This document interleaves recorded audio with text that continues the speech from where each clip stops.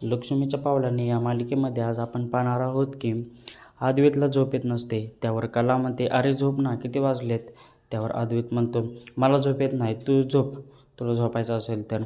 त्यावर कला म्हणते, मला माहिती आहे तुला का झोप येत नाही, कारण की तुझ्या घोरण्यामुळे मला झोप येत नाही, त्यामुळे तू झोपत नाही ना. तर अद्वैत म्हणतो, मी अद्वैत चांदेकर आहे, त्यामुळे मला कशाची भीती वाटत नाही. तर अद्वैत हे बोलून झोपायचं नाटक करत असतो, पण त्याला काही झोप येत नसते.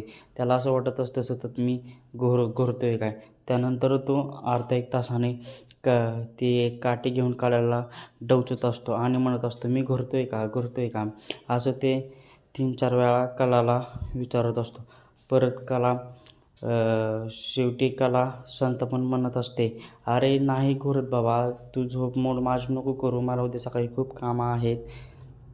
त्यावर अद्वैत म्हणतो, बरं पण मी जर घोरत असेल तर मला खरंच उठवा.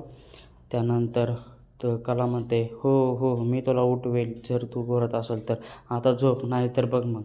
त्यानंतर दुसऱ्या दिवशी उठून कला जांभळी देत असते. तर अद्वैतला असं वाटत असतं की माझ्यामुळे कलाची झोप झाली नाही. आता पुढे काय होणार हे बघणं खूप रंजक ठरणार आहे.